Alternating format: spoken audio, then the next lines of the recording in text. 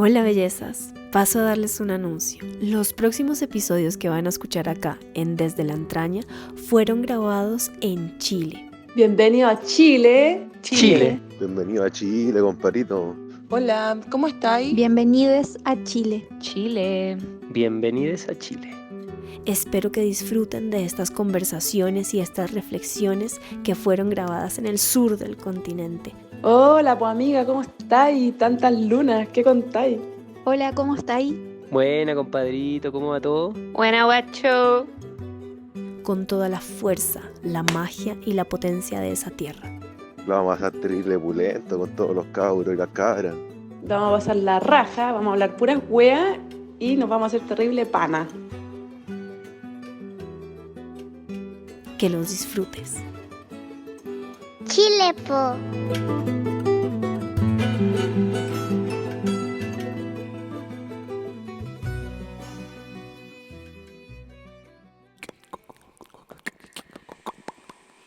Esto es Desde la Entraña, un podcast para habitarse, con María Melisa Vargas.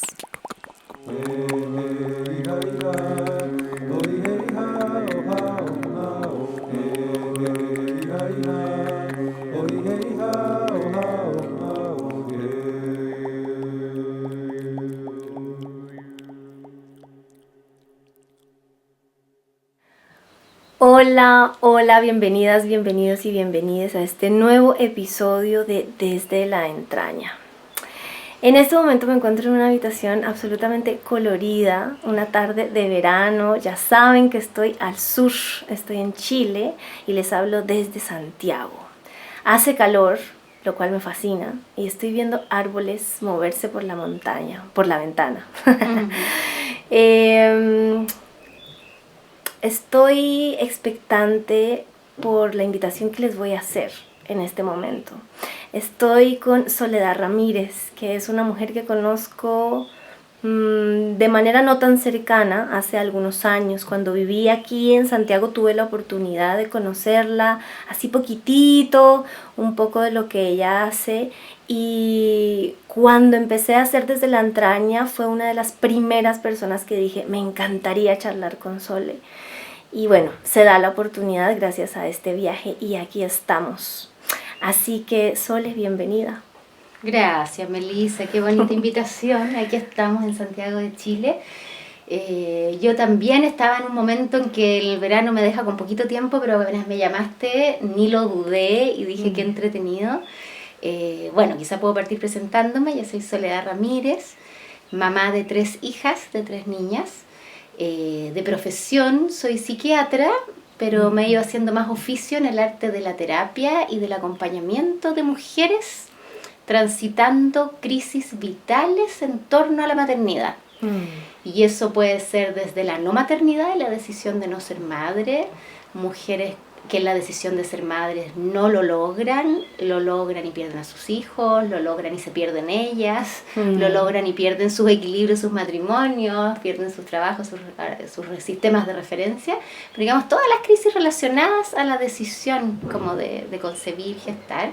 Y desde ahí me ha servido obviamente mucho el camino de la medicina tradicional que tanto he criticado y tratado de deconstruir, pero la verdad es que yo igual me doy cuenta que es una información a la que me sirve apelar muchas veces, la biología, y me he ido reencantando con el enfoque biológico, pero la verdad es que en la práctica he ido tomando un poco como lo que me ha derivado otros caminos que en general han tenido que ver con búsquedas personales, más que con carreras o estudios, en mi propio camino de maternidad y de mujer.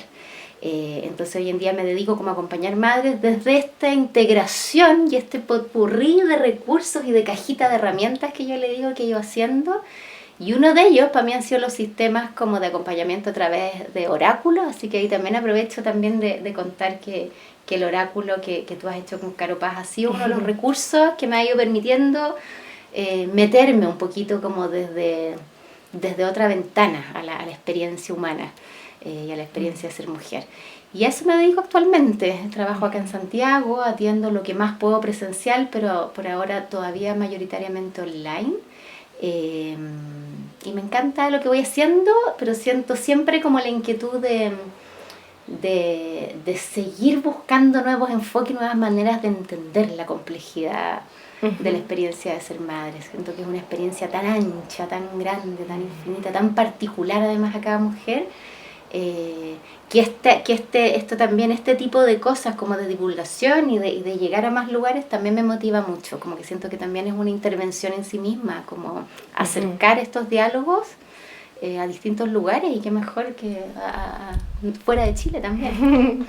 Gracias por aceptar la invitación, gracias por contarnos un poco de ti también, y quiero contarles que tomé la decisión de contactar a Sole porque me interesa muchísimo que alguien experto en el tema de la maternidad y de la salud mental de las madres nos pueda hablar acerca de qué es lo que sucede en el cuerpo de una persona que gesta a otra persona, qué cambios suceden en su cerebro, por qué la experiencia de la maternidad puede ser tan compleja, tan difícil en muchas ocasiones, y además siendo difícil que no se hable de esa dificultad. Entonces, como ya hemos hablado en otras ocasiones, recordemos que lo somático tiene que ver de manera medular con la experiencia, con aquello que vivimos, con aquello que experimentamos a través del cuerpo. El cuerpo es llave, el cuerpo es portal. Y cuando yo me convertí en madre, la verdad se me estalló la cabeza de darme cuenta que qué experiencia tan altamente corporal y tan de quiebre, como bisagra, ¿no? Como un antes y un después, ¿no? Y pareciera obvio, pero en realidad no es tan obvio todo lo que sucede dentro de la experiencia de ser y de convertirse en madre. Entonces, Sole, nada, quiero como que me cuentes un poco. Bueno, algo importante creo yo, y es que cuando leí acerca de tu trabajo y de cómo tú escribías y escribes, porque en tus redes escribes acerca de la experiencia de ser madre y de acompañar a madres, yo decía, la Sole es una guardiana de la salud de las que cuidan, ¿sí? Y justo en el 2023 me hice mucho la pregunta de ¿quién cuida a la cuidadora? ¿Quién cuida a la cuidadora, no? Y la tuve así retumbando. Claro, sé que hay padres que cuidan también, pero en su mayoría, en general, son las madres las que se encargan del cuidado. Y creo que esa pregunta a la sociedad poco se la hace, ¿no? Como ¿quién cuida a las que cuidan? Y cuando encontré lo que tú escribes y lo que haces en el Centro Ser Mujer, que ya nos contarás, pues dije, ella es una guardiana de la salud, de las que cuidan, ¿no? De las madres. Entonces cuéntanos un poco, ¿por qué es importante la salud mental de las madres? ¿Por qué nos importa? ¿O debería importar? Ya. Siento que hay como 20 preguntas en una, así que voy a tratar de enfocarme. Sí. Yo creo que no hay todavía, desde el modelo como del cuidado de la salud tradicional, como una real dimensión del impacto que tiene el estado mental de la madre en la labor de cuidado de ese bebé, y el impacto y la huella que queda en ese bebé como futuro ser social, de lo que haya pasado en ese periodo. Y de ahí lo importante que es que esa madre, para poder estar disponible emocionalmente, leer las señales de ese bebé, poder atenderlas atingentemente, a tiempo, coherentemente, sistemáticamente, y irle dando una sensación de confianza en este mundo y una mente regulada emocionalmente, yo creo que todavía no está como de manera suficientemente relevada, que esa mujer y esa madre tiene que estar a su vez sostenida y con ciertas garantías en su ambiente para poder hacer esa labor de manera fisiológica. Y yo creo que ahí lo que está como muchas veces invisibilizado es como este periodo de ventana plástica del cerebro infantil.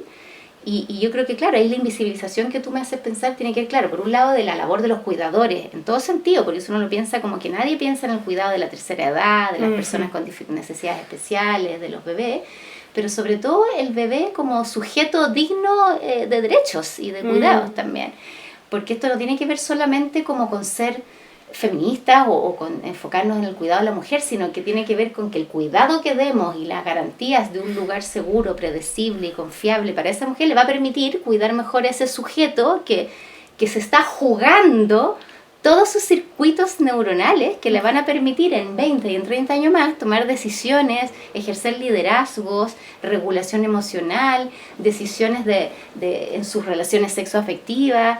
Y yo creo que eso todavía está muy invisibilizado, como que está recién empezando a verse. Y si uno lo piensa, o sea, hace, no sé, menos de 100 años, 50 años atrás, a los bebés ni siquiera se les anestesiaba porque se pensaba, no se van a acordar, no sienten, el cerebro todavía es inmaduro. Y hay muchas cirugías menores que se hacían sin anestesia. Y eso ahora puede parecer una locura. Porque aunque el bebé no se queje y no se va a acordar explícitamente, hay un cuerpo que igual está registrando ese tremendo estrés y además hay un sistema suficientemente maduro sensorial como para sentir ese dolor. Claro. Y por lo tanto eso que nos parece tan obvio ahora, yo lo siento como metafóricamente o haciendo la analogía como parecido a lo que nos pasa ahora con el sistema como emocional de los bebés todavía, en que todavía si se es pequeño no se va a acordar, da lo mismo que esté con la mamá con el papá, da lo mismo que la mamá esté con el computador, si lo importante es que ya le dieron pechuga hace 2 horas o ya está mudado. Entonces yo creo que tiene que ver con la invisibilización del mundo emocional de los niños y del impacto que eso va a tener a futuro como persona adulta, y por otro lado con esta invisibilización del rol de los cuidadores en una sociedad un poco más capitalista de lo que quisiéramos y centrada en los logros y centrada en ofrecer recursos a la población tangiblemente productiva, ¿no? Y eso es algo que lamentablemente tampoco se enseña en las escuelas de salud. O sea, yo estudié en una de las mejores universidades de Chile, medicina, luego en una de las mejores universidades de psiquiatría, y en ninguna de las dos nos hablaron de salud mental perinatal, que es lo que tuve que estudiar 10 años después, digamos, y que tiene que ver con detectar las necesidades más específicas de todo este periodo de cambios que ocurren alrededor del convertirse en madre, en el fondo. Pues. Y fue algo que tuve que aprender mucho después irlo integrando, pero no es algo que esté disponible en las facultades de medicina, ni de enfermería, ni de matronería, ni de psicología. ¿Y tú decides estudiar salud mental perinatal cuando te conviertes en madre o fue una inquietud que nace antes de esto? Yo, mirándome hacia atrás, yo creo que tenía la inquietud de antes, porque a mí en medicina siempre yo quise ser psiquiatra, porque me gustaba mucho la salud mental, pero la única vez que lo dudé fue cuando pasé por la neonatología, porque me impacté mucho como del bebé, de la fortaleza de un bebé hospitalizado y de todo lo que pasaba a su alrededor. Y fue la única vez que dudé y dije, ay, pero para hacer esto tengo que hacer pediatría antes y tantos turnos y no, mejor, güey. Pero entonces yo creo que por ahí ya partí como coqueteando un poco con este periodo. Después cuando yo trabajé de psiquiatra, hubo un tiempo que también trabajé en una unidad de cuidados paliativos. Y trabajé mucho acompañando a personas que estaban muy prontas a morir por cáncer o por otras enfermedades que llevaban a fallecer. Y también ahí tuve como un acercamiento con este momento portal que es el morir. Y de alguna manera tocaba hacer un poco una labor un poco de dula, pero en vez de nacer, de llevar para allá. Y ahí también tuve como una sensación de tocar como, ¡ay, qué importante estos espacios de nacimiento y de muerte! Y después cuando yo salí de psiquiatría, yo me formé en una escuela que era muy biológica, muy farmacológica, y yo estaba muy insatisfecha con eso. Entonces una formación como psicoterapeuta, en un modelo que era muy centrado en lo vincular, en lo relacional. Entonces ahí volví a estudiar un poco como las etapas como de relación, como del bebé, el desarrollo psíquico desde chiquitito, la importancia del vínculo. Y justo cuando estaba en ese postítulo quedé embarazada de mi primera hija, la Amanda, y claro, ya cuando me embarazo y veo todo lo que pasa y nace la Amanda, decido, como digo, yo tengo que sistematizar estas sensaciones que yo tengo y unirlas, y encontré, en Chile en ese momento no había formación en salud mental perinatal, entonces tomé la formación del Instituto Europeo de Salud Mental Perinatal, que lo dirige la Ivone Olse, que es una psiquiatra española súper pionera, que lleva ya un par de décadas trabajando en esto. Y claro, y ya después mis siguientes hijas fueron como en el fondo retroalimentando como ya casi una necesidad de comprender como todo esto que pasaba, y ya siendo madre mi manera de acompañar a las mujeres madres cambió por completo también, entonces el enfoque fue como dándole cada vez más espacio a eso, como en el modelo de atención. Qué impactante, porque lo que hablas acerca de los neonatos y de cómo si la madre o el cuidador, los cuidadores en general tienen garantizadas el bienestar para cuidar, esto impacta en los bebés y las bebés, ¿no? Y al final eso significa para mí como impacta en el tejido social de manera como basal. Y como que ahí digo, qué importante es cuidar a quienes cuidan. Así como que se me sale un poquito la lágrima, me emociona, ¿no? Como, y me impacta el mundo en el que estamos viviendo que no se percata, o quizás sí, pero no se ocupa de algo tan basal y tan importante, ¿no? Que hace parecer que es como insignificante, en verdad. Ya, súper. Entonces, como... Viste que antes de que empezáramos la entrevista yo te preguntaba o te sugería que habláramos acerca de este concepto, ¿no? Que es la matresencia. Y después que te dije eso, me surgió la duda de, a ver, ¿y cuál es la diferencia entre matresencia y puerperio? Entonces hablemos de esos dos lugares, si se encuentran o no, si son lo mismo, no lo sé. Cuéntanos. Perfecto. El puerperio, que es una de mis etapas favoritas en la vida como mujer, pero también como acompañante de proceso, tiene una definición que también ha ido ampliándose desde la comprensión como de la salud mental. Y originalmente, si uno buscaba en los textos de hace 10, 15 años puerperio, uno se remitía como a encontrar solo la descripción muy técnica, muy obstétrica, y que tenía que ver con el retorno de las condiciones del cuerpo de la mujer a las condiciones pregestacionales.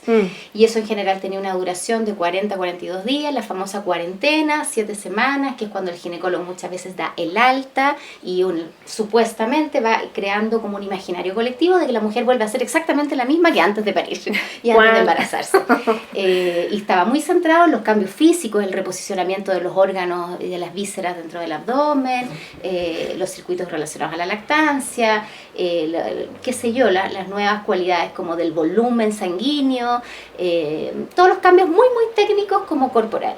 Y desde la salud mental, en el fondo, el concepto de puerperio es muchísimo más amplio, porque ese concepto finalmente no abarca la experiencia psíquica, pues solo un set de parámetros físicos. Y el puerperio, como en el fondo ya se ha ido entendiendo, es un concepto que es mucho más amplio que lo físico, que incluye toda esta experiencia emocional y que obviamente dura muchísimo más de 42 días. Y en el fondo como que los que estudiamos esto lo comprendemos por lo menos durante todo el primer año después de parir y durante todo el segundo año incluso también. Y eso ha hecho que incluso las descripciones más biomédicas, por ejemplo como de depresión postparto, también acepten que puede ser todo el primer y segundo año un periodo todavía modulable por esta experiencia de haber gestado y parido. Y el puerperio se refiere a eso, sobre todo al postparto ampliado a estos primeros 2 años y que incluyen cambios multidimensionales en la mujer a nivel psíquico, a nivel físico y a nivel psíquico a su vez cambios en lo cognitivo, en lo emocional, en lo conductual. Y a nivel físico en un montón de sistemas neurohormonales, que algunos de ellos son cambios que se piensa que puedan ser permanentes y de por vida incluso, y también cambios en la dimensión como social, en términos de que se cuestiona todo el repertorio social que en general uno tiene y cambia un poco la relación de uno con el mundo. Y ese periodo en general está anclado como a 2 fenómenos importantes que tienen que ver como con la construcción de esa mujer en esta nueva identidad de ser madre, como con poder como habitar el rol materno y con la construcción del vínculo con el hijo en el fondo. Y dentro de esa construcción de identidad del rol materno aparece el concepto de la matresencia, que es un concepto que viene más bien de las ciencias sociales, que hay como ahí por ahí en redes un debate entre que ha sido acuñado por una psicóloga o por una antropóloga, pero que viene más desde las ciencias sociales y que le hace referencia al periodo como de convertirse en madre como en globalidad, no solamente como el puerperio que es el posparto, sino que incluso la matresencia empieza a ocurrir desde el embarazo y que tiene que ver con esta reorganización de la identidad. Y que hace como un paralelo a lo que ocurre en la adolescencia. Entonces por eso también tiene como este nombre parecido como la adolescencia y la matresencia, y que sería un fenómeno que incluso hoy en día se sabe que biológicamente y neurobiológicamente sería muy parecido en términos de que son 2 etapas de muchos cambios hormonales, de muchos cambios físicos, de muchos cambios de sistemas de referencia, de mucho cuestionamiento de la identidad, entonces que sería como una segunda adolescencia. Y esa reorganización psíquica se le ha llamado matresencia y es uno de los cambios que uno espera desde el embarazo y que muchas veces se acentúe en el puerperio, y yo diría que es un fenómeno que muchas veces puede causar desde este nuevo cuestionamiento crisis, pues como el adolescente que está permanentemente en crisis, pero que es una crisis madurativa, fisiológica y al servicio de una progresión, de un crecimiento. No es una crisis que solo puede generar sufrimiento y puede ser muy angustiante por momentos, pero que está al servicio como de una maduración. De la evolución, como claro. de un desarrollo, exacto. ¿Y qué es lo que sucede fisiológicamente? Como hablaste de cambios cognitivos y conductuales, ¿qué significa eso, ¿no? ¿Qué pasa? Bueno, la mayoría de estos cambios se piensa que están como que van como secundados a cambios hormonales que empiezan a ocurrir ya desde el embarazo. En el embarazo los niveles de prolactina y de un montón de otras hormonas, estrógeno, progestágeno, suben a niveles que nunca más vamos a lograr en la vida. Luego viene el parto, en que entra como en su protagonismo, en su rol protagónico la oxitocina, ¿cierto? Que probablemente también la has escuchado, por toda la labor en el trabajo de parto, en la eyección de la leche. La prolactina sigue haciendo su efecto también en la producción de la leche. Y todos estos cambios hormonales se piensa que si bien hacen cambios en cada órgano donde actúan, por ejemplo en el útero, por ejemplo en los pechos, tienen un efecto también directo en el cerebro. Entonces que no solo salen a la circulación sanguínea a actuar sobre cierto músculo uterino, sino que también se liberan cerebralmente y tienen efecto en ciertos circuitos neuronales y cambian esos circuitos neuronales en el fondo. Y eso, bueno, yo creo que ya cada vez se sabe más que lo plástico que es el cerebro, y en el fondo lo que hacen estas hormonas es finalmente regular circuitos para modelar conductas maternales y que sea fisiológica esta labor de cuidado, pues, en el fondo. Entonces son como evolutivamente favorables para nosotras, aunque muchas veces desde el sistema en el que vivimos se puedan percibir como desventajosos. O esto de que a veces algunas mujeres sienten que se entontecen o se atontan o se enlentecen o se sienten más torpes desde que son madres, y porque efectivamente hay cambios y un sistema nuevo de prioridades del cerebro. Y lo que se prioriza en general van a ser las labores de cuidado. Entonces en el fondo lo que ocurre es que todo el sistema que tenemos como de lectura de necesidades de los otros aumenta mucho su percepción. Entonces es como que mejora la carretera, se hace más eficiente, de todas maneras está como al servicio de una mejoría. El tema es que si esa mejoría ocurre en un entorno que además es estresante, obviamente eso sale caro y el sistema no alcanza como a cubrir.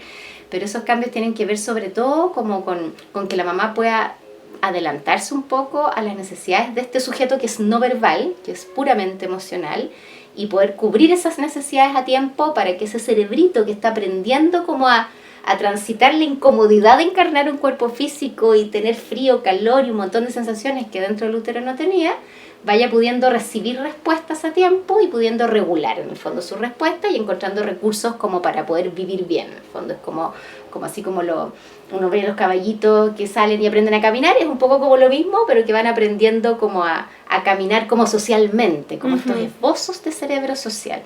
Y el cerebro, o sea, y la parte del cerebro en la mujer que más donde se ven estos cambios, que han sido súper estudiados, como que estos son estudios como de la última década nomás, entonces en realidad son súper novedosos, y lo que ven es que a través de resonancias magnéticas que toman a las mujeres antes de embarazarse, durante el embarazo y después del parto, es que hay cambios que ya no son solamente como funcionales en términos de que las neuronas descarguen más o más rápido, sino que son cambios estructurales. O sea, no es solo como cambié los muebles del lugar, sino que tengo nuevos muebles y boté los anteriores. Cambia.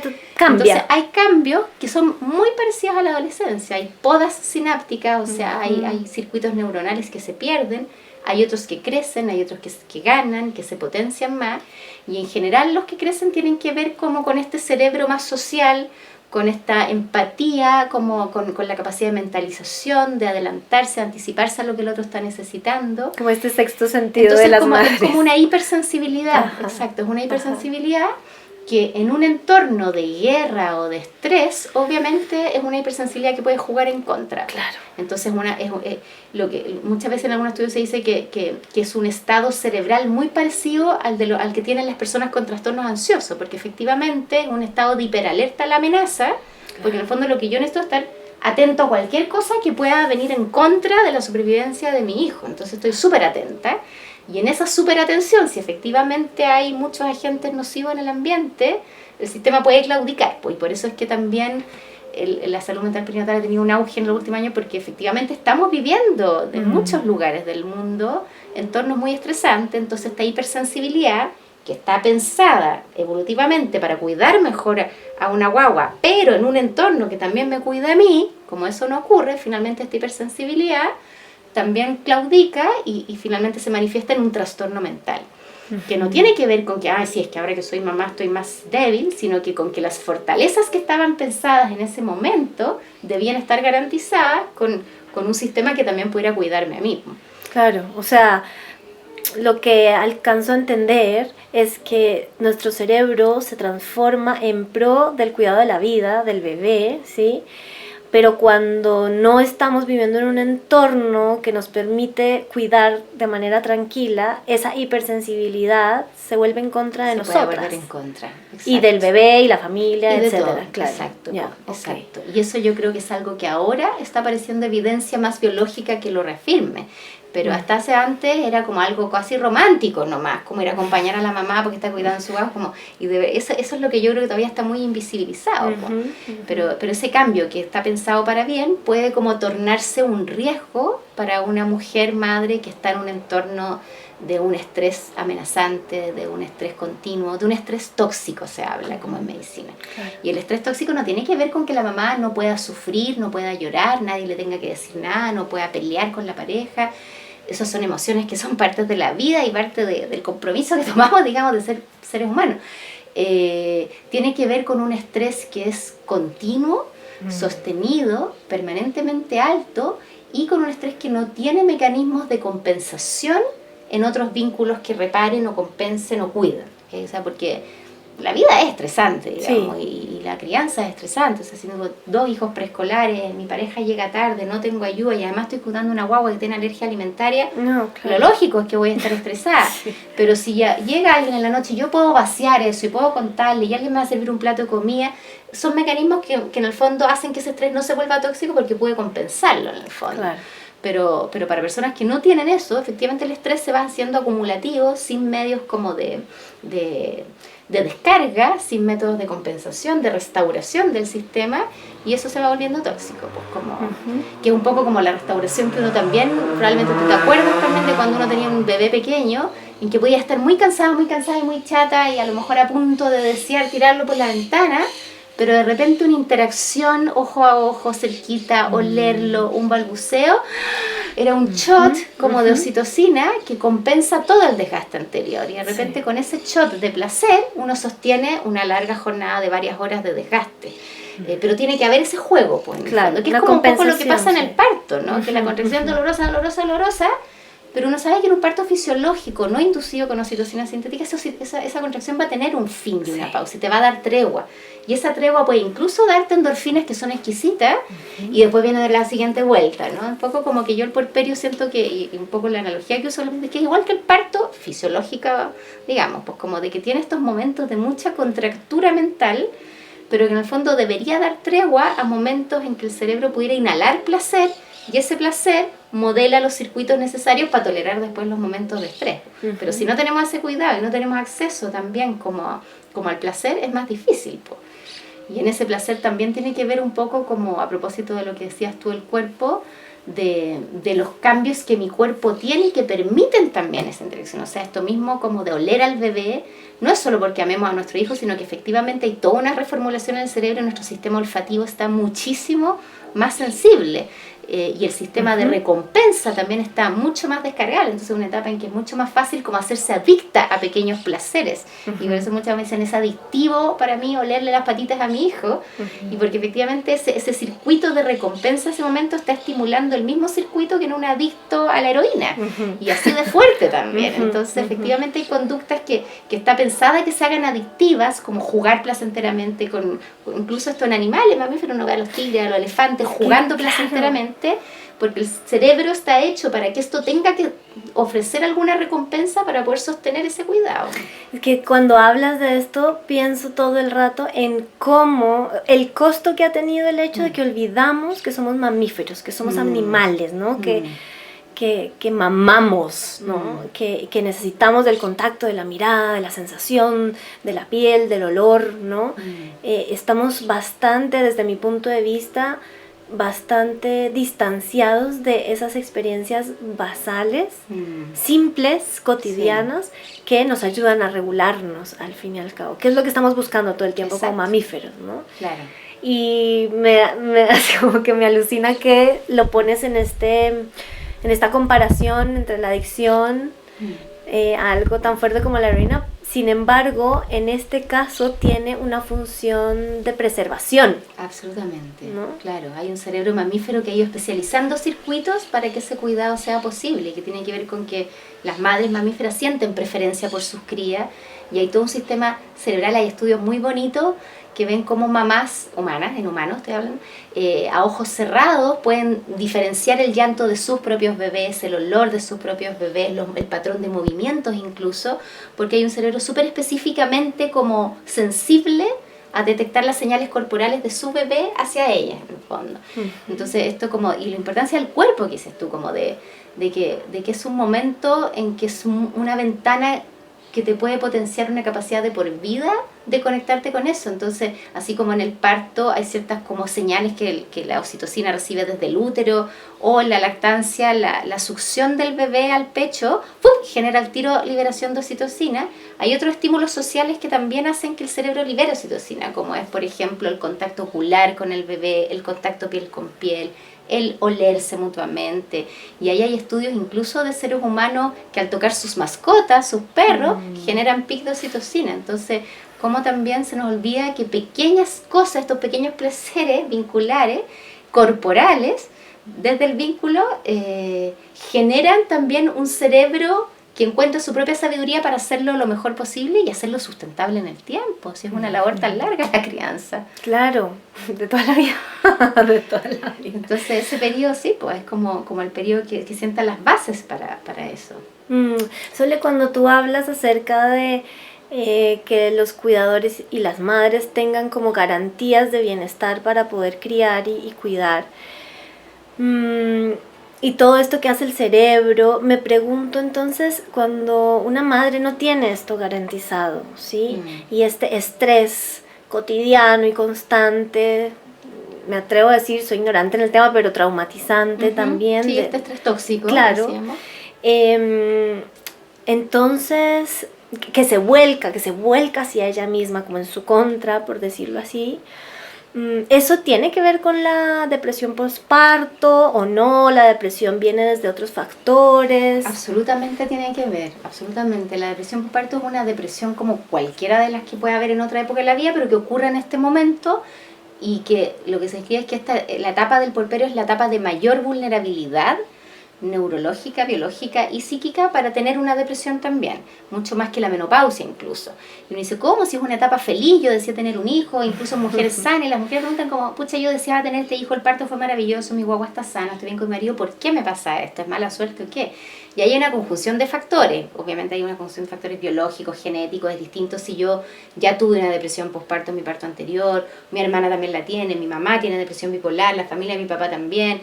O sea, obviamente hay factores biológicos que hacen que entonces esa vulnerabilidad alcance un punto crítico como para enfermar, pero también tiene que ver con estos factores psicológicos y con estos factores sociales. Pues entonces, efectivamente, cuando no hay un entorno de cuidado, alguien que incluso pueda que no tenga tantos antecedentes genéticos, si está permanentemente como en un sistema de alarma que está como gatillando respuestas como de hiperalerta, este sistema de sensibilidad fisiológico puede tornarse en el fondo disfuncional y salirse de la curva fisiológica hacia la enfermedad.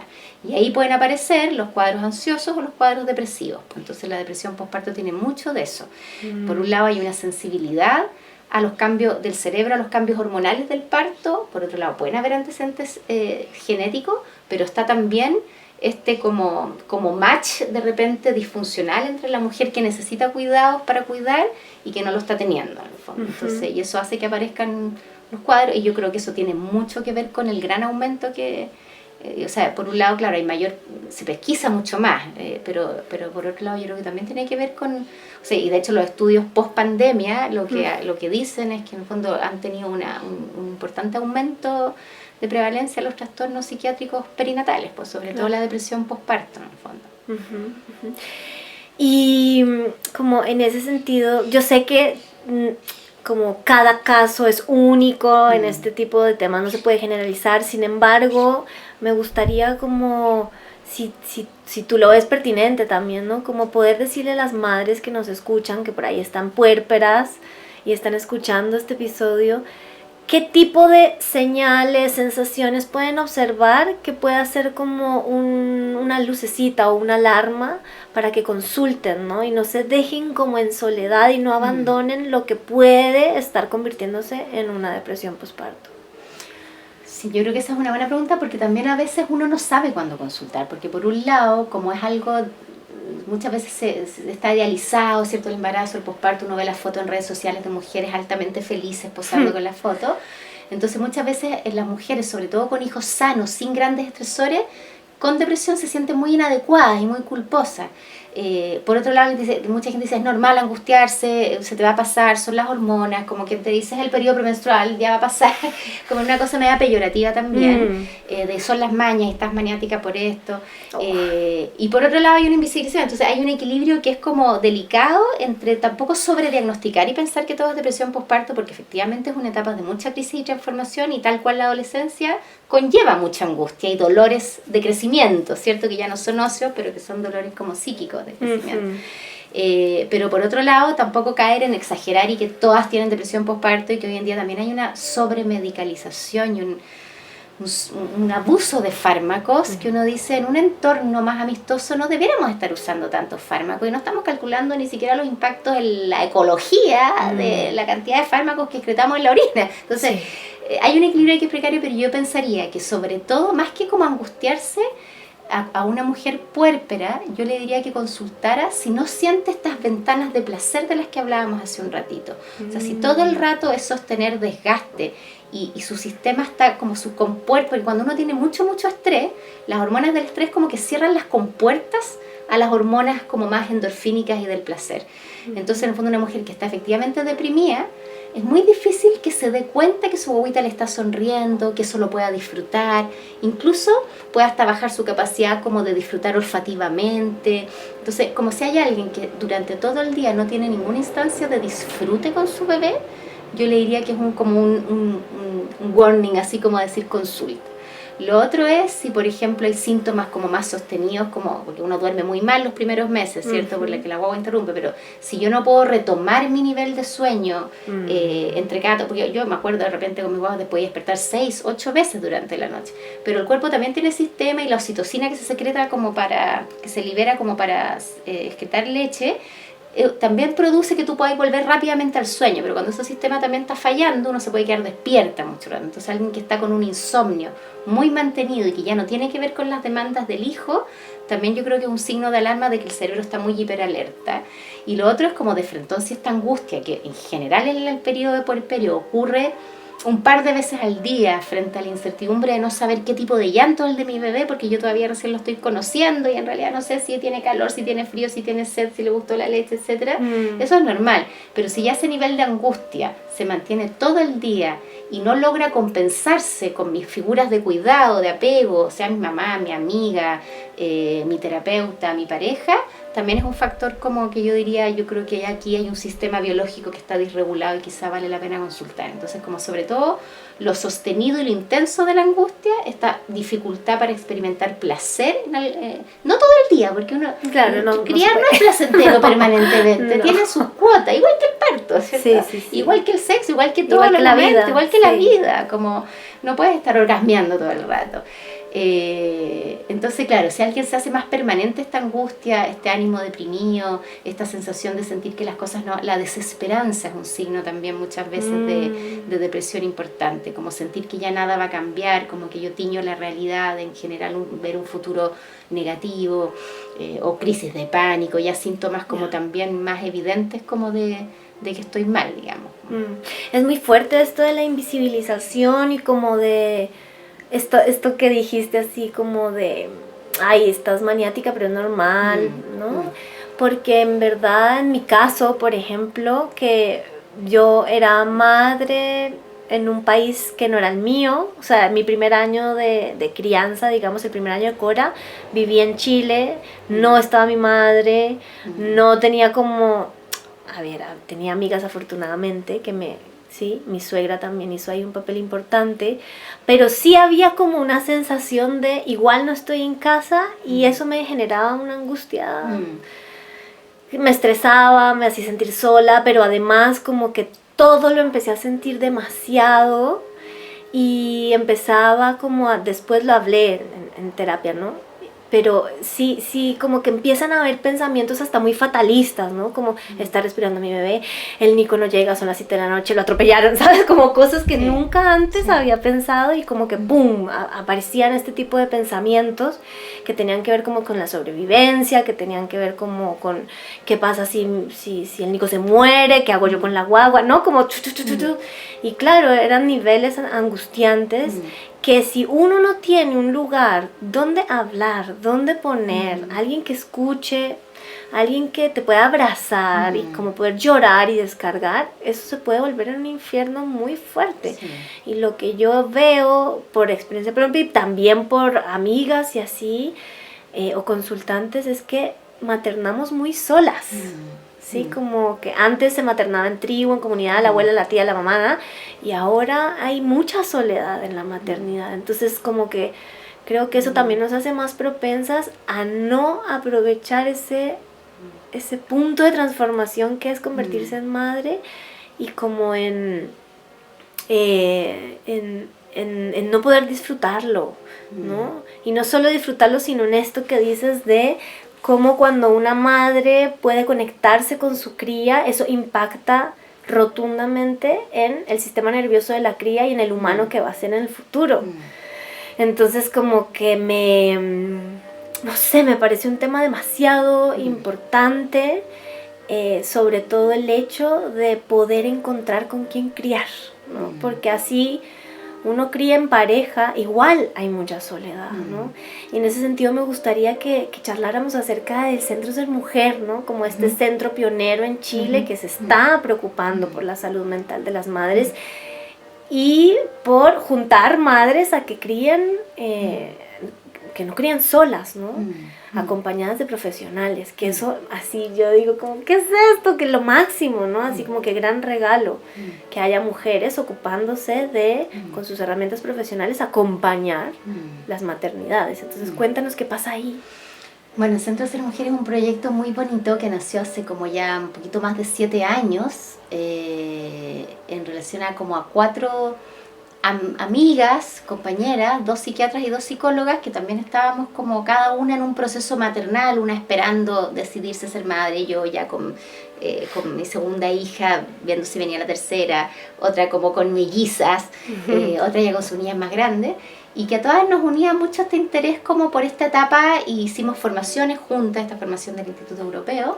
Dijimos, bueno, ¿qué tal si montamos como esto, como un centro que podamos acoger estas necesidades? Porque hoy en día no se está dando, como que claro, hay unidades de salud mental perinatal en algunas clínicas, hospitales, adosados a lo más académico, pero no había un lugar que reuniera de repente todo lo que necesita una mujer en ese momento. Entonces dijimos, ya, hagámoslo, ya hay psiquiatras, psicólogas, ¿qué más necesita una mujer en ese momento? Ya, una asesora de lactancia, una kinesióloga, y bueno, al final no resultó tanto el modelo tan multidisciplinario porque las mujeres cada una finalmente consultaban como a profesionales de su equipo más médico, obstétrico, matrona, entonces al final no resultó tanto como la inclusión de otros profesionales y nos ha resultado más mantener como alianzas con ciertas asesoras de lactancia, matrona, obstetra, y ahora estamos nosotros dedicados más específicamente a la salud mental, entonces somos actualmente como cerca de 30 profesionales entre psicólogas y psiquiatras y que nos dedicamos a la atención individual y de parejas, ambulatoria, de mujeres y sus familias en esta etapa de transformación en el convertirse en madres, digamos, desde cuadros asociados a la infertilidad, al duelo gestacional, pero también a todos los conflictos asociados a la maternidad múltiple, la depresión posparto, y la idea es como poder entregar un enfoque que si bien es desde la salud mental solamente, y no incluye otras especialidades, que sea como también más integral, digamos, pues como desde el crecimiento. O sea, a mí me interesa mucho como también yo comprendo la maternidad y la crisis de la maternidad como una crisis espiritual también, entonces desde un acompañamiento como central en el desarrollo personal, pero también en las dificultades más sintomáticas o relacionales, entonces hay terapeutas de pareja, es una atención que actualmente está enfocada a pacientes que pueden pagar una consulta privada, entonces en ese sentido tenemos como esta deuda de decir cómo podemos hacer esto más accesible.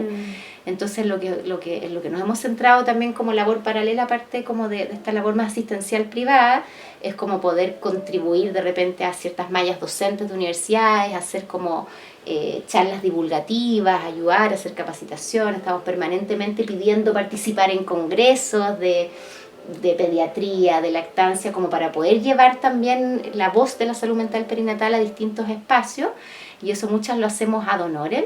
Y también tenemos la posibilidad de ofrecer como círculos, y hacemos como círculos y talleres a comunidades de mamás, y esos son en general gratuitos, una vez al mes, en que cada una de las profesionales toma una temática y se cita, digamos, con cupos limitados, 8 mujeres, que se habla de algún tema, qué sé yo, mujeres que han tenido hijos prematuros, y en el fondo se facilita una experiencia en torno a la elaboración de ese tema, mujeres que han experimentado duelos gestacionales, mujeres con trastorno autista, no sé, en el fondo como maternidad en link con diferentes como temas que requieren de repente soporte.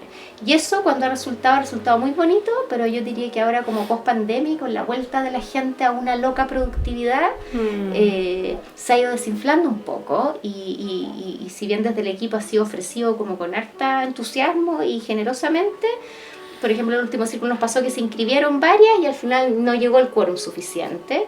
Entonces también estamos pensando como maneras en que realmente la gente pueda comprometerse y llegar, pues como para aprovechar este recurso y este conocimiento. O sea, en general las psiquiatras y psicólogas que ofrecen estos círculos han acompañado a cientos de mujeres que han pasado por eso.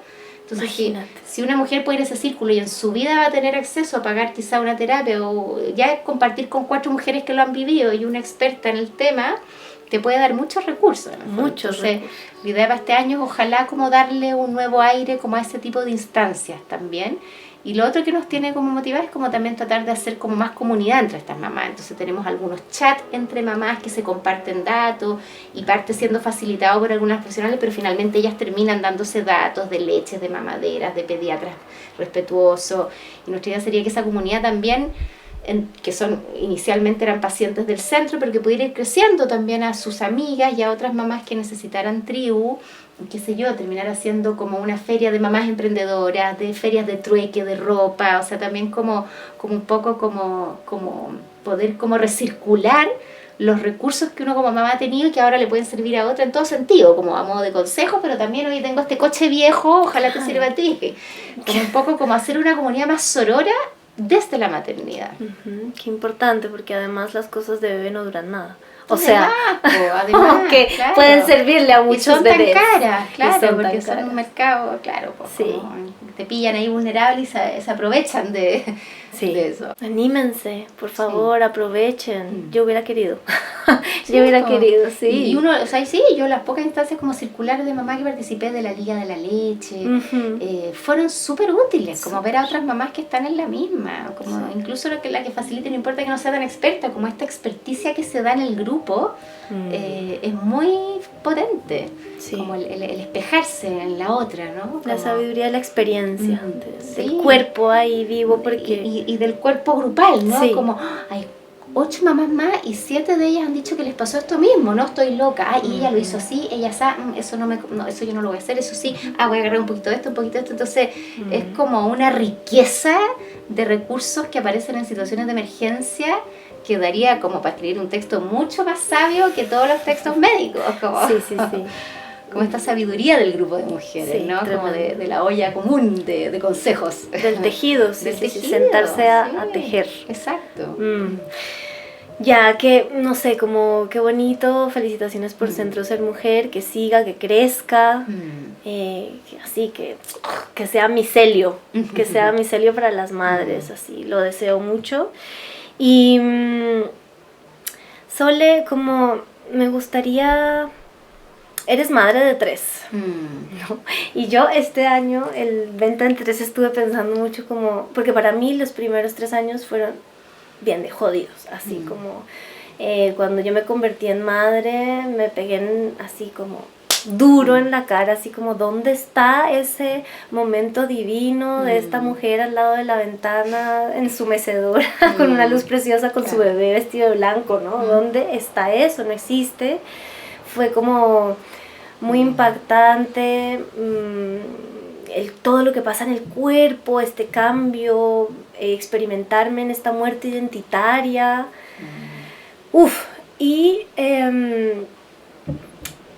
hasta ahora, hasta hace 2 años atrás, empecé como a decir, oye, no, pero espérate porque parece que no estuvo todo tan mal. Parece que igual disfruté, como que me conecto mucho más con la Cora hoy en día, me derrite así, me toca el corazón, ¿no? Como que tumbó barreras interiores, el amor entre ella y yo y todo eso que pasa.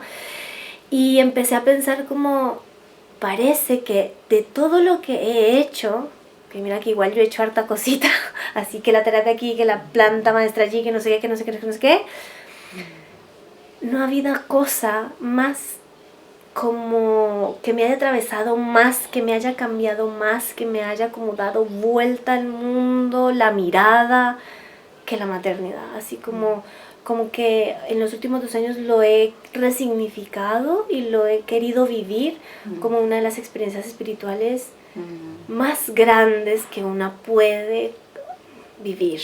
Puede que a otras no les pase eso, yo estoy compartiendo lo propio, ¿sí? Y no le tiene que pasar a todo el mundo tampoco. Pero ha sido también como muy sanador esta resignificación, ¿sí? Y creo que desde esa resignificación he podido como tomar un poderío sobre mí muy distinto al que vivía antes de Cora en mi vida. Y cuando tú hablas de la matresencia y como de esta adolescencia, y como que sí, el último año yo me he sentido adolescente, en el sentido de quiero verme diferente, me siento diferente, quiero comunicar desde otro lugar, quiero dejar de hacer cosas que ya no me hacen sentido, me siento lista para romper con algo con lo que ya no me siento conectada, ¿no? Y ahora que tú nos compartes y nos cuentas todo esto que sucede en el cerebro, me impacta cómo lo que pasa en la víscera se extrapola a tu realidad, a la vida cotidiana, a tus relaciones, al vínculo, ¿no? Así, por eso me interesaba mucho que hablaras de lo que pasaba en el cerebro, ¿no? Y en la química corporal, convertirnos en mamá. Entonces, cuéntame o cuéntanos cómo ha sido para ti ser madre de 3, qué ha pasado por ese cuerpo, ¿no? Como ya quizá no es de un lugar de la psiquiatra, de la doctora, de la terapeuta, sino como la mamá. ¿Cómo ha sido ser madre para ti? Un camino gigante, amplio, extenso, anchísimo. Y yo también coincido contigo y la manera en que para mí ha sido una oportunidad de autoconocimiento gigante y un portal de transformación infinito. Creo que para mí también ha sido la experiencia más transformacional y creo que la maternidad guarda eso como en un capullito, como la potencialidad transformacional infinita y gigante. Pero que también es válido que no todos quieran meterse por ahí y tampoco pienso que sea la única, ¿no? Sí. Hay gente que tiene unas tremendas transformaciones a propósito de enfermarse, a propósito de separarse, a propósito de enamorarse, a propósito de experiencias místicas. Pero para mí, por lo menos, también en mi vida, que también he hecho harta cosita y exploración, ha sido como el camino con más oferta de posibilidades de transformación, no el más fácil, ni mucho lejos, ni mucho más, ni mucho menos. Y yo creo que es bonita esta imagen que tú dices como de mirar tu camino de mamá y acordarte como de lo incómodo, de que estabas incómoda, de que no era fácil, y como ahora, y de repente salirse de eso y decir, pero mira todo lo transformada que estoy y quizá mucho de esto ha sido por eso, como por la incomodidad, pero también por las pausas interincomodidades que han permitido como todas estas vueltas, y creo que en ese sentido para mí la maternidad ha sido como un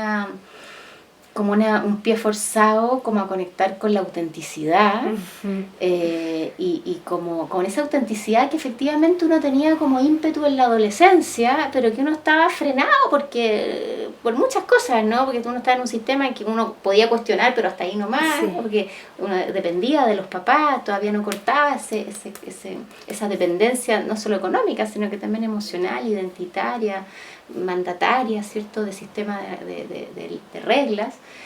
Y siento que entonces esta segunda adolescencia, que en un momento en que uno ya muchas veces tiene su camino, su oficio más o menos encaminado, creo que uno todavía está tiempo para cuestionarlo y redirigirlo, en que también te pilla con un poquito más de independencia económica, ojalá, con tu propia familia. Entonces siento que es como una adolescencia con muchos más recursos que antes, y una oportunidad como para mí ha sido como de retomar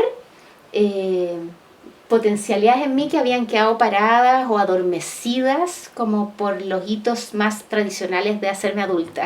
Entonces ya no fue en la adolescencia, después pasó y como que de veras que a mí me gustaba esto, de veras que a mí me enojaba esto, hoy que me da rabia esto otro. Y creo que eso tiene que ver con que también la maternidad a mí me interpeló súper fuerte desde el cuerpo. Yo tuve un primer parto muy difícil, muy intervenido, y un segundo parto muy salvaje, muy extático.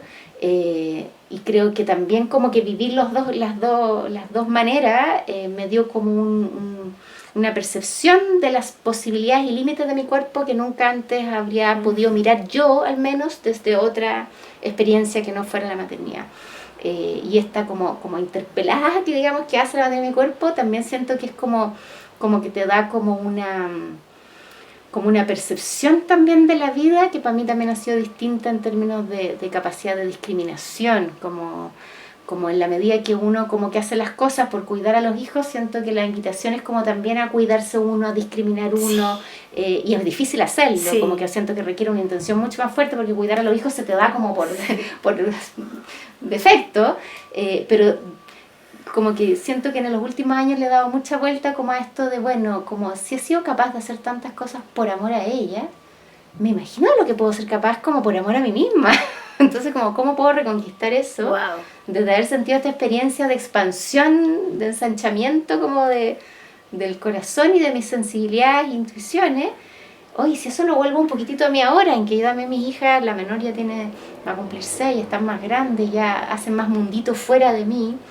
Entonces, como que siento que la invitación ahora es cómo aprovecho todo eso que quedó en mi cuerpo, que estuvo secuestrado un poco por estas 3 hijas, para mí, ¿no? Y como desde ahí redescubrir lo que se llama antes el arte como del teatro, del canto, de la vocalización, de agarrar mi tambor, de maneras de hacer catarsis que antes no tenía, cómo también entiendo los vínculos de amistad de una manera distinta. Cómo entiendo el erotismo de una manera distinta. Entonces sí, ha sido una transformación en muchas dimensiones, no necesariamente siempre bella ni agradable, pero grandiosa igual. Sí, a mí me gusta eso, que recalques que no necesariamente bellas y cómodas, ¿no? Como justamente es importante, creo yo, quitarle este romanticismo, esta empalagosidad que se le puso a la maternidad encima. Está como, yo a veces siento como casi como si fueran niñas las madres, así. Y no, es como, para mí la maternidad es como un proceso visceral, así, de carne, de hueso, de sangre, de leche, de entrañas, de entrañas, ¿no? Así, que son crudas y a la vez son preciosas, deliciosas, ¿no? Como de eso hablamos a veces con algunas amigas. Qué proceso tan dual, qué proceso tan como ambiguo no, como dual, ¿no? Como entre el infierno y la belleza misma. Porque es doloroso amar tanto. Sí, como es dolorosa la maternidad. Sí, y esto ahora se me viene algo importante, creo yo, como personalmente, siendo madre y en el puerperio, hubo memorias de infancia, de la relación con mi madre, por ejemplo, más específicamente, que como que se salieron de un baúl oscuro y se me pusieron pero enfrente de la cara y no me abandonaban. Y fue como, ¿qué está sucediendo, no? Y escucho a mujeres que reportan cosas así. Como, ¿qué pasa con eso? Como un llamado a hacerse cargo de cosas que salen a la conciencia. Hay una psicoanalista francesa que lo define en un concepto muy bonito que le llama transparencia psíquica. Sí. ¿Lo has escuchado? Que en el fondo cosas que antes estaban como bajo ciertos diques de conciencia y como quien tiene como en el último cajón así guardados ciertos traumas o dolores o transgresiones o experiencias de abuso o experiencias de abandono, ciertas fallitas vinculares con las cuales me las fui arreglando en el camino y quedó atrás.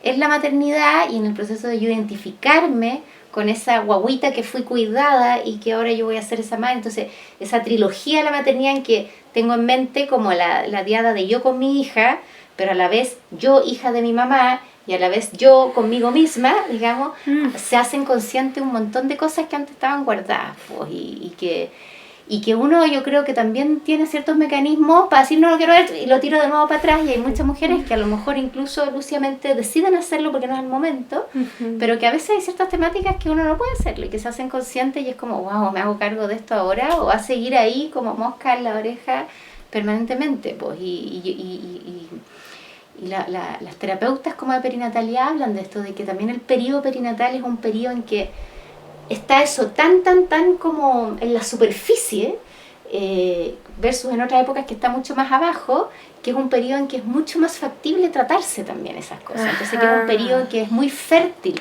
y muy fecundo para hacer terapias. Incluso aunque yo no tenga problemas con mi maternidad, voy a estar con todas estas capacidades y como tan en la conciencia, a la mano, todos estos recuerdos, sean traumáticos o no incluso, que es un periodo en que va a resultar mucho más eficiente, por así decirlo, una terapia. Entonces es un periodo en que yo recomiendo, si están los recursos y las posibilidades, como no esperar tampoco a tener una depresión postparto, sino que es un momento en que está muy facilitada la posibilidad de autoconocerse y hacerse carguito de palos para el puente que quedaron pendientes en otras etapas de la vida, digamos.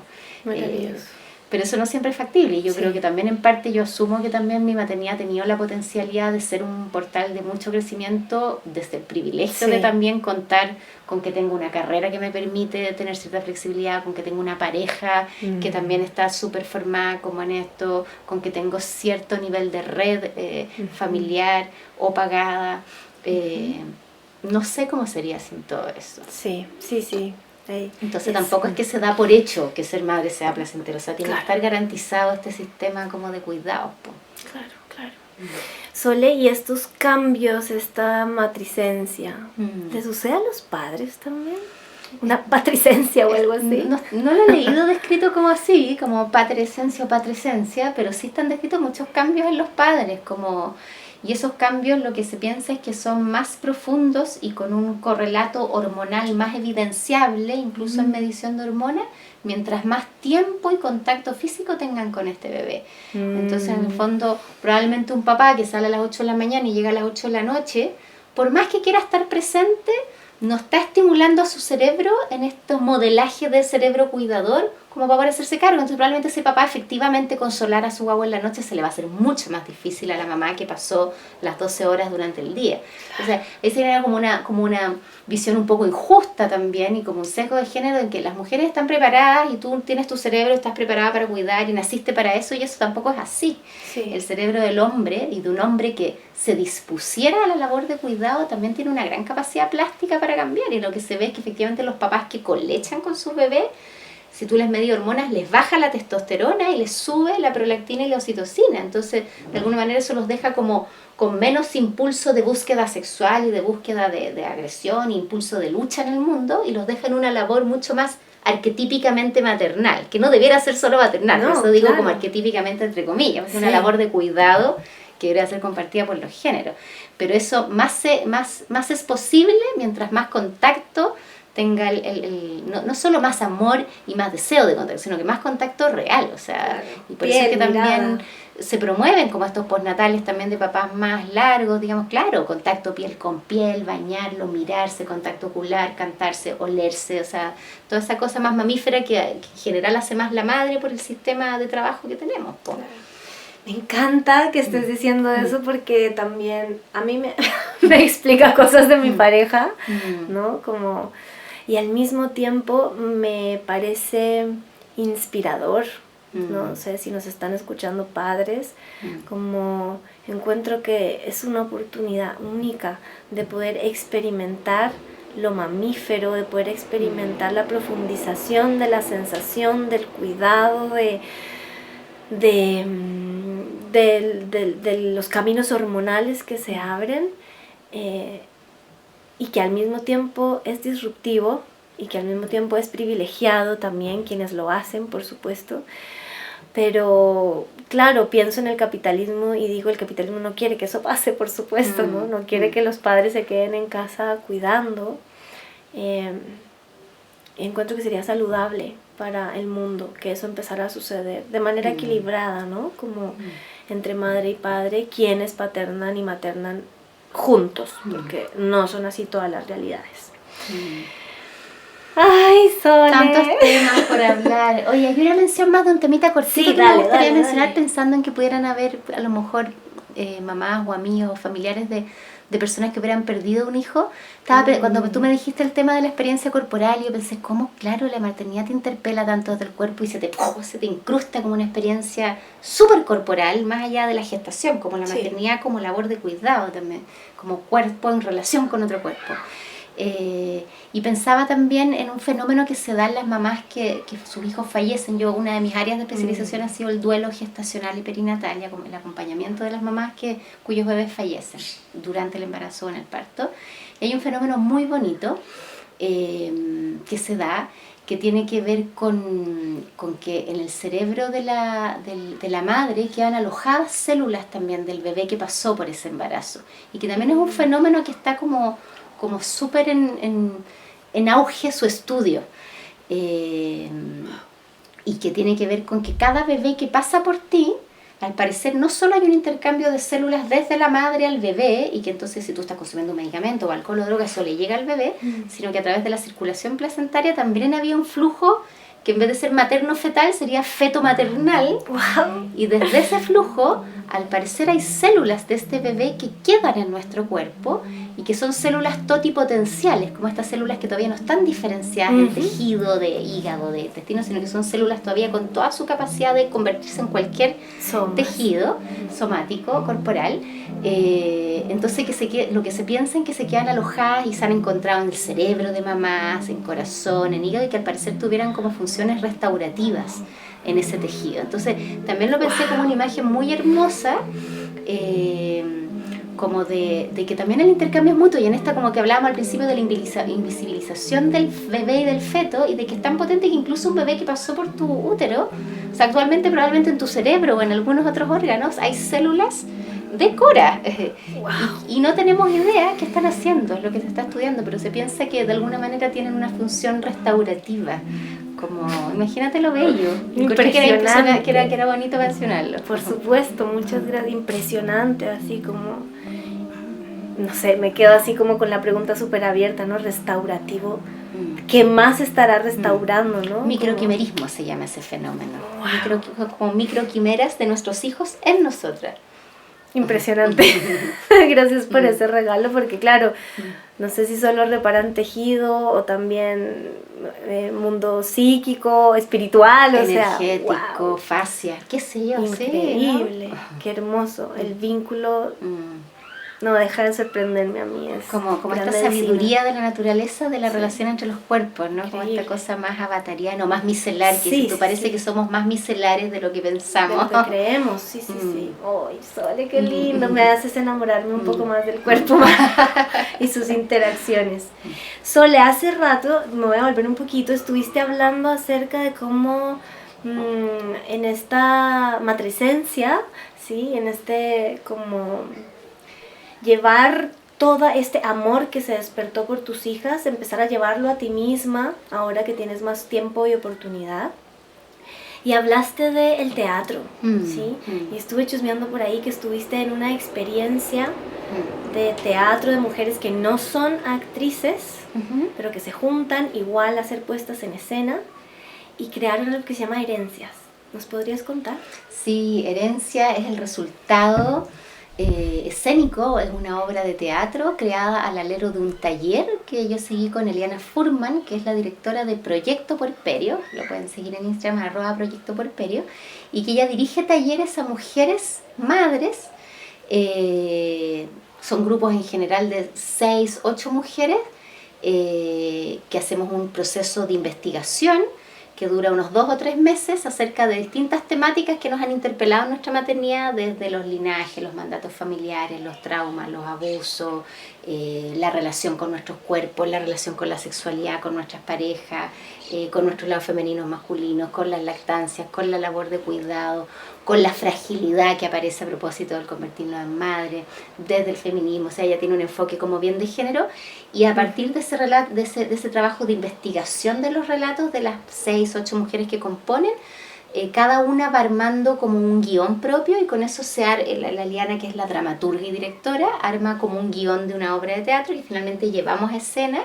Y el año pasado logramos hacer una temporada de 3, 4 días y después la pudimos montar de nuevo y estamos como muy abiertas a poder hacerlo y esperando la oportunidad para poder hacerlo de nuevo, porque ha sido un trabajo que Eliana pone como muy de manifiesto que no es terapia, pero que ha sido tremendamente terapéutico, que para mí ha sido una novedad. Yo no soy de las artes escénicas, como poner el cuerpo en un escenario a moverse al son de lo que quiere decir en torno a lo que fue la experiencia de dar pechuga, de dar teta, de crear, de criar. Y ha sido una experiencia muy bonita, muy removedora.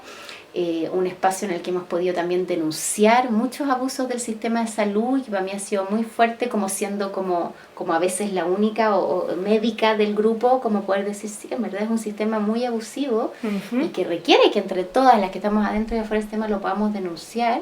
Y también de poder como reírnos un poco juntas de los dramas de esto, porque también en ese grupo aparecen situaciones súper dolorosas, de mucha pérdida, de abuso, de maltrato, desde el sistema patriarcal personificado a veces en nuestros padres, en nuestros jefes, en nuestras parejas, en los médicos, y son escenas muy crudas que también el teatro permite, ¿no?, esta cosa como el arte, de poder sublimarlo a algo más bello, a algo más poético, a algo incluso con toques de humor.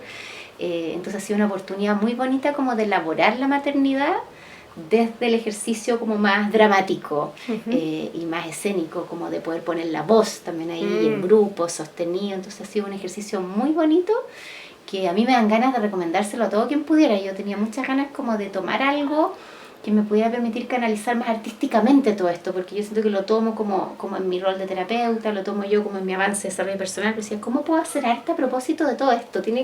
Hay lana aquí, ¿qué tejo?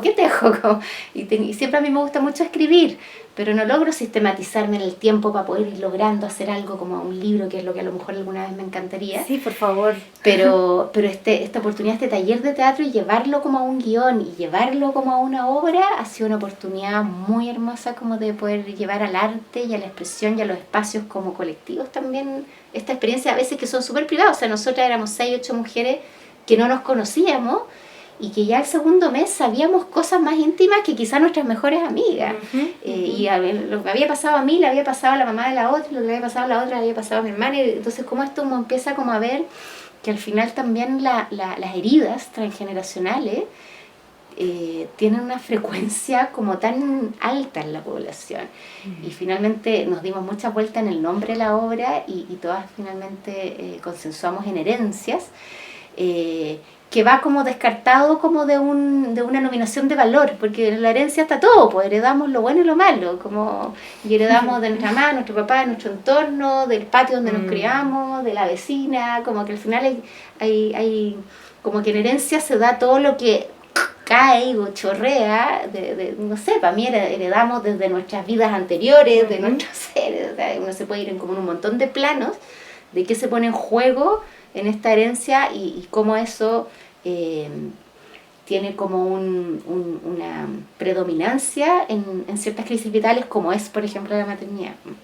Entonces resulta un trabajo muy bonito también. Qué hermoso. ¿Y la gente dónde puede como ir a alguna red para estar atenta de si Herencias vuelve así como sí, a yo escena? les diría que siguiera como a @proyecto puerperio. Perfecto. Y también en Centro Ser Mujer lo estamos apoyando harto también como en la difusión y en mi propio Instagram también, así que también te ¿Cómo lo es puedo tu dejar. Instagram? @msramírez. Ajá. Y el del centro es @Centro Ser Mujer. Entonces en general yo diría que en nuestros perfiles estamos como siempre como visibilizando, difundiendo las iniciativas que tiene este grupo de teatro.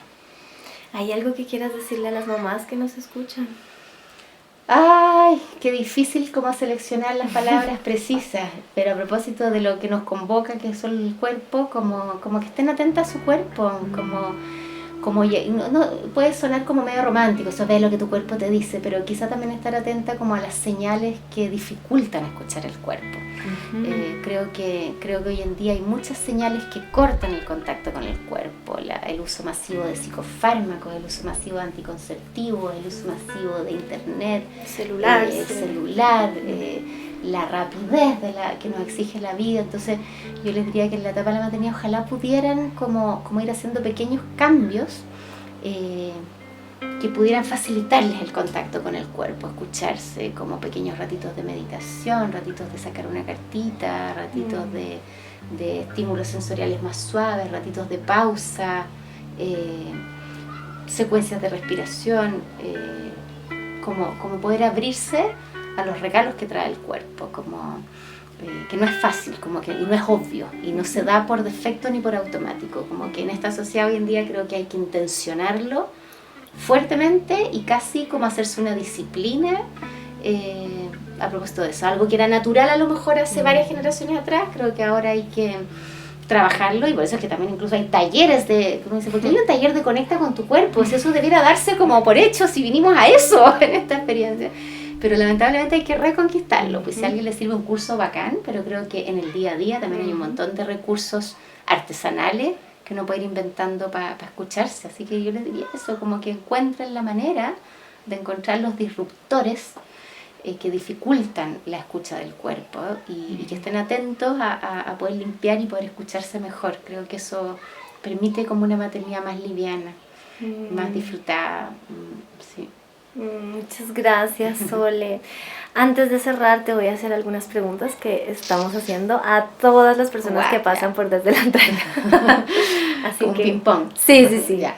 Entonces, ¿eres un cuerpo con conciencia o una conciencia con cuerpo? Ay, ambas. Es que son preguntas que requieren demasiado pensamiento. ¿Un cuerpo con conciencia o una conciencia con cuerpo? Yo creo que una conciencia con cuerpo. Creo que somos como en esencia conciencias que encarnamos en un cuerpo, pero que el cuerpo permite, si bien es el cuerpo la llave para el dolor y al parecer en otros planos la conciencia, vivir en conciencia no duele, creo que también el cuerpo nos da la posibilidad de placer y de disfrutar. Es la encarnación, yo creo, la que nos da la posibilidad de que esa conciencia aprenda y sienta. Entonces yo creo que somos una conciencia que hace cuerpo al servicio de crecer la conciencia. Entonces yo diría que es como el huevo o la gallina. Qué lindo, me gusta eso. Sole, ¿tú hablas con tu esqueleto? No.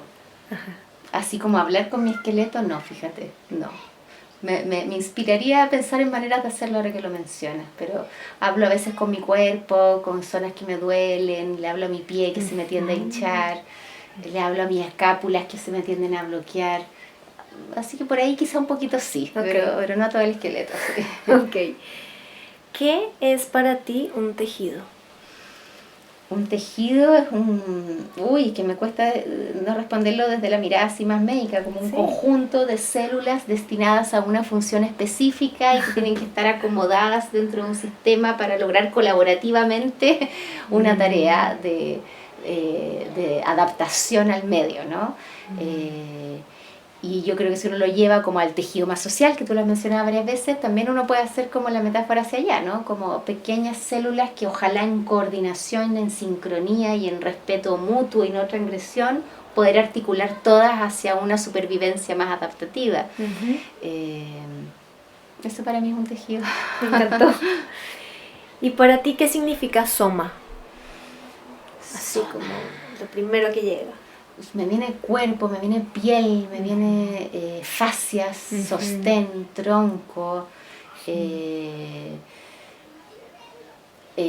raíz. Sí, me viene como un árbol a la mente cuando tú me dices soma, como en términos de que hay como un sistema que está erigido en torno a algo que lo sostiene y que interactúa también hacia afuera y hacia adentro y que tiene un equilibrio propio, fortalezas propias. Pero en interacción también como con algo mayor. Hermoso. Algo así. ¿A qué le tienes miedo? Ay, a la enfermedad, al sufrimiento de mis hijas. Todavía le tengo miedo a la falla más del que debiera. Es algo en que estoy trabajando como al fracaso, a la pérdida y un poquito a la vejez últimamente. Muy bien, Sole. Muchas gracias por compartirnos tu sabiduría, tu experiencia, tus palabras. Ojalá que ese libro se pueda escribir, me encantaría leerlo, porque me encantó escucharte. Ojalá. Y nada, gracias, que sigas sirviendo como sirves a las madres y en ese camino de cuidado y de búsqueda de la salud y la preservación de la vida, pero como en gozo también, en disfrute. Gracias, Sole. Gracias a ti, a quienes nos oyen, y ojalá estas conversaciones que estás guiando, facilitando, creando, lleguen a muchos lugares y a quienes tengan que llegar y se expandan por el mundo. Como Micelio. Como Micelio. Y conquistemos el mundo. Bueno, gente querida, muchas gracias por escucharnos. Compartan, por favor, si conocen a alguna madre o a cuidadores que les pueda servir esta información. Compartan.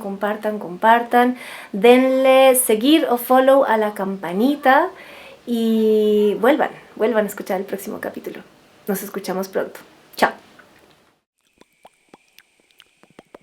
Este podcast es una idea original de María Melissa Vargas, con música, producción y sonido de Juan Carlos Urrea. Diseño visual y redes sociales de @popbueno. La portada fue ilustrada por Sara Lucía Cortés, @pomparte. Muchas gracias por escucharnos.